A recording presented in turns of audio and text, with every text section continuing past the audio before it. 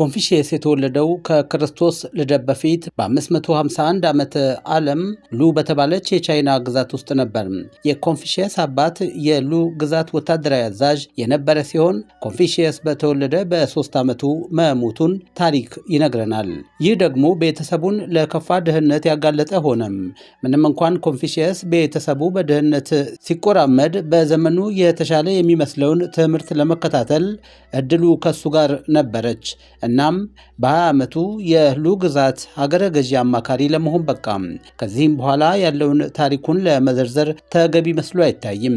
የኮንፊሽየስ እውቀት የተመሰረተው በዘመኑ በነበሩ አዋቂዎች ወይም አስተማሪዎች ተጽዕኖ አይደለም። ነገር ግን ከሱ በፊት የነበሩት ጥንታዊ የቻይና ጠቢባን ትተውት የሄዱትን የጥበብ እውቀት ከልጅነቱ ጀምሮ ሲያነብ የኖረ በመሆኑና እነዚህም የማንነቱ መሰረት ሆነው ስላገለገሉት ነው። እኔ የተወለድኩት ከእውቀት ጋር አይደለም፣ ነገር ግን ጥንታዊውን ጥበብ በማፍቀሬ አጥብቄም በመመርመሬ ተለወጥኩኝ በማለት ስለ ማንነቱ አዘውትሮ ሲናገር ይሰማ ነበር። የኮንፊሽየስ መለወጥ ብዙዎቹ የእሱን ጥበብና እውቀት የሚሹ አደረጋቸው። በጥበብና በእውቀት እየተሞላም የዕድሜው እኩሌታ ላይ ሲደርስ መለኮታዊ ተልእኮ በውስጡ እንዳለ ተረዳም። እነሆም ይህንኑ ለተከታዮቹ ሊያካፍል ተነሳም። በ15 ዓመቴ አእምሮዬ እውቀትን ለመሻት ተነሳም። በ30 ዓመቴ ደግሞ አመሌ ሁሉ የተገራና መስመር የያዘ ሆነ። በ40 ዓመቴ ሕይወቴ በችግርና መከራ የተሞላች ሆነች። በ50 ዓመቴ የመንግሥተ ሰማያትን ፍቃድ ለማወቅ በቃሁኝ። በ60 ዓመቴ ደግሞ በምሰማው ነገር ሁሉ የማልረበሽና ሕይወትን አቅልሎ የመመልከት ችሎታ አገኘሁኝ። በ70 ዓመቴ የሞራል ግዴታዎች ሳልተላለፍ የልቤን መሻት መከተል እንደምችል አመንኩኝ ይለናል።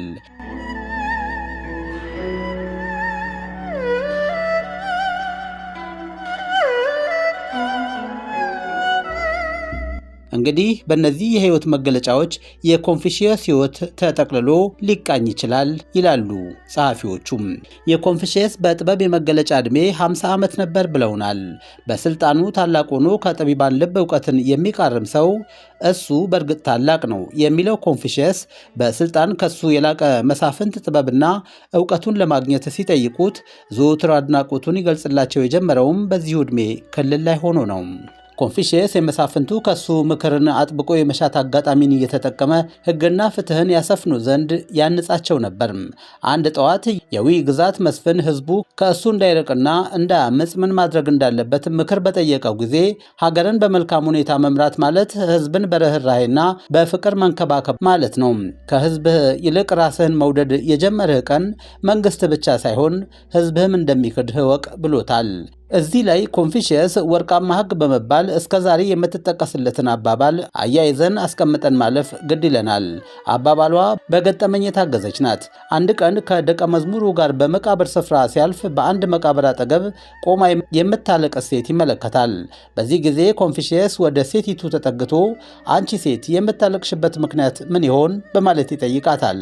ሴቷም የባሏ አባትና ወንድ ልጇ በዚያ ቦታ በነብር ተበልተው መቃብራቸው እዚያው እንዳለ እንዲሁም የተቀበሩበትም እዚሁ በመሆኑ ለነሱ ቆሜ ያለቅሳለሁ አለችው።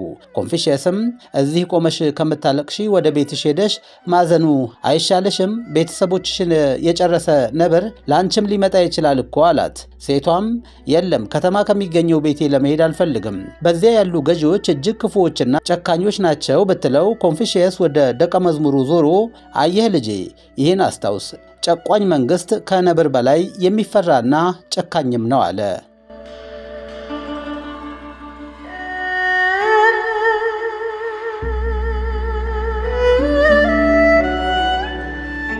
መሪዎች ታላቅነታቸውን የሚገልጹትና ለሌሎች ምሳሌ የሚሆኑት በአዋቂዎች ጥበብ ለመመራትና ለሞራል ህግጋት ራሳቸውን ለማስገዛት ሲሹ ብቻ ነው የሚለው ኮንፊሽየስ በዘመኑ አትኩሮቱን ሰጥቶ ካስተላለፋቸው ትምህርቶች ውስጥ የሞራል ህግጋትና የፖለቲካ እውቀት ዋነኛውን ስፍራ የሚይዙ ናቸው። ከኢየሱስ ክርስቶስ በፊትም ሌሎች በአንተ ሊያደርጉት የማይችለውን አንተ በሌሎች ላይ አታድርግ በማለት ያስተማረ እሱ መሆኑ ይነገርለታል።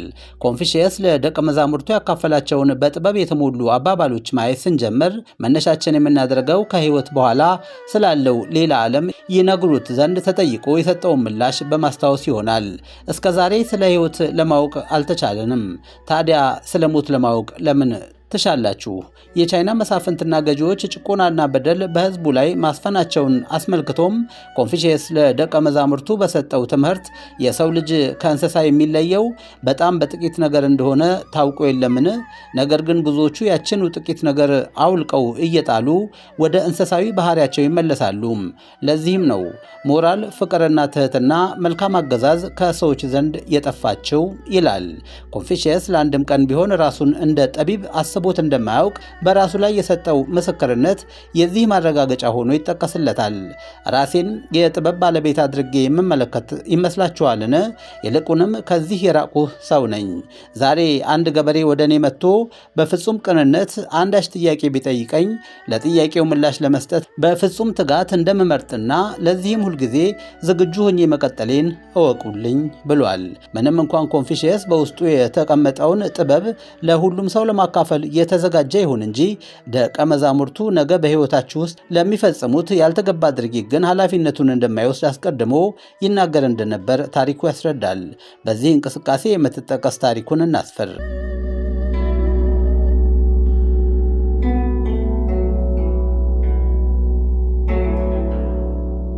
አንድ ቀን ደቀ መዝሙር የሆነ ሰው ወደሱ ይመጣና በእድሜው ገና ወጣት የሆነ ልጅ የሱ ተከታይ ለመሆን በመሻት መምጣቱን ይነግረዋል። ኮንፊሽየስም ይህንኑ ልጅ ወደሱ አስጠግቶ ሲመለከተው በእድሜው ገና የወጣትነት ጫፍ እንኳን እንዳረገጠ ይመለከታል።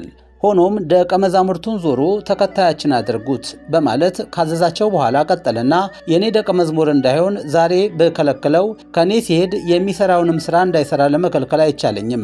ነገር ግን አንድ ሰው ራሱን አንጽቶ ተከታያችን ሊሆን ወደኛ ቢመጣ እሱን ሳይሆን ንጽህናውን እንቀበላለን። ከኛ ሲሄድ ለሚሰራው የቆሸሸ ነገርም እንዲሁ ኃላፊነት የለብንም፣ ምክንያቱም የምናውቀው ንጹሕ ማንነቱን ብቻ ነውና በማለት እግረ መንገዱን ለደቀ መዛሙርቱ የወደፊት ሕይወት የሚጠቅማቸውን ምክር ለግሷል። ኮንፊሽየስ ደቀ መዛሙርቱን ዘወትር የሚመክራቸው አንድ ቁም ነገር ቢኖር እንዲማሩና ማሰብ እንዲችሉ ራሳቸውን እንዲያዘጋጁ ነው። ለመማር ፍላጎት ከሌላቸው ጋር ፈጽሞ መነጋገር አልሻም። ከደቀ መዛሙርቱ ከአራት ማዕዘን ውስጥ አንዱን ኮርነር አሳያቸውና ሶስቱን ራሳቸው እንዲያገኙ አደርጋለሁ። የአንድ ደቀ መዝሙር ጥንካሬና ብርታቱ የሚለካውም በራሱ ሐሳብ የሚደርስበት ነገር ሲኖረው ነው። ለዚህ ደግሞ ጠንካራ እምነት አስፈላጊ ነው በማለት ራሱን ምሳሌ አድርጎ ያስቀምጣል።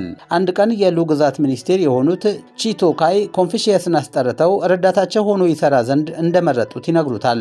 በወቅቱ የ19 ዓመት ወጣት የነበረው ኮንፊሽየስ ግን ለሚኒስቴሩ ሲመልስ የሰጡኝ ኃላፊነት ለእኔ ያለሁትን ግምትና እምነት የሚያሳይ በመሆኑ እንዳመሰግነው ቢያደርገኝም ነገር ግን ለቦታው የሚበቃ እምነት እንደሌለኝ ደግሞ በሚገባ ያመንኩበት ነውና ኃላፊነቱን አልቀበልም በማለት መልሶላቸዋል። ኮንፊሽየስ ለደቀ መዛሙርቱ የሕይወትን ልምምድ ሲያካፍልም ከማስተዋልና ከመረዳት ጋር ነገሮችን በመመርመር እንዲይዙ ዘወትር ይመክራቸው ነበር። ኮንፊሽየስ ከእውቀት ሁሉ አብልጦ ይማርከው የነበረው የጥንታዊ ቻይናውያን ምክርና የጥበብ ቃላት ነበሩ። በዚህም የተነሳ ራሱን የጥንቱ እውቀትና ጥበብ አስተላላፊ እንጂ አዲስ ሐሳብ ፈጣሪ አድርጎ አይመለከተውም ነበር። በዘመኑ ሁሉ የጥንቱን ጥበብ ሲያጠና የነበረ ጥሩ ተማሪ በመሆኑ ጥሩ አስተማሪ ለመሆን እንደበቃ ይነገራል።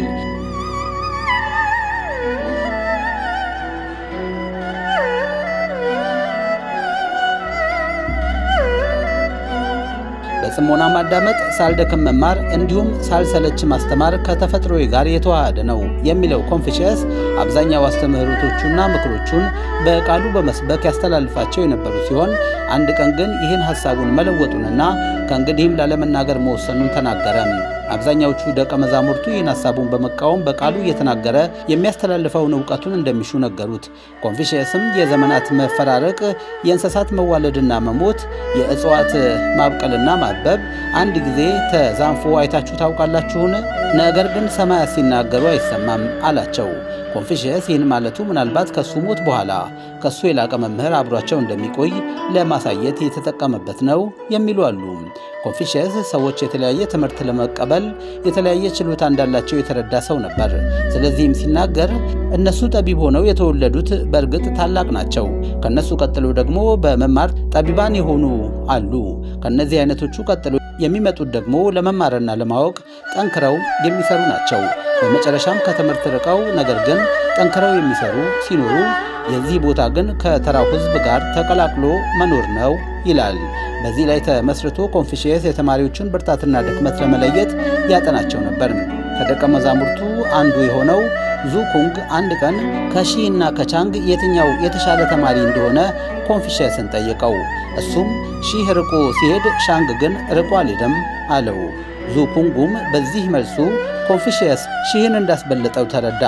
ነገር ግን የዙኩንግ መረዳት የተሳሳተ መሆኑ የገባው ኮንፊሽየስ ማለት የፈለግኩት አልገባህም መሰለኝ፣ ርቆ መሄድ እኮ ርቆ እንዳለመሄድ የከፋ ነገር ነው በማለት የሁለቱንም ድክመት እንዲያይ አስተካከለው። ኮንፊሽየስ ምክሩን ለሚጠይቁ ባለስልጣናት በድፍረትና በግሳጼ ምክሩን ይለግሳቸው እንደነበርም ይነገራል።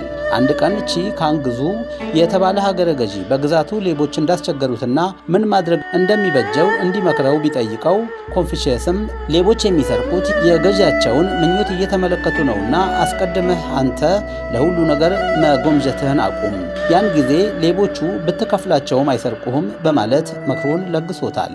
ኮንፊሽየስ ስለ እውነተኛ እውቀት በደቀ መዝሙሩ ተጠይቆ በሰጠው መልስ እናብቃ። እውነተኛ እውቀት የሌላውን አላዋቂነት እስከ ማወቅ ይሄዳል። የኮንፊሽየስን ታሪክ በቀጣይ እንመለስበታለን። ውድ አድማጮች፣ ለዛሬ ያልኩትን ከማብቃቴ በፊት እንደሚከተለው እንዲህ ብዬ ልሰናበት። ለእኔ እውነተኛ ፍርድ ማለት ፍቅር ነው። ወንድዬ ካሳ ነኝ።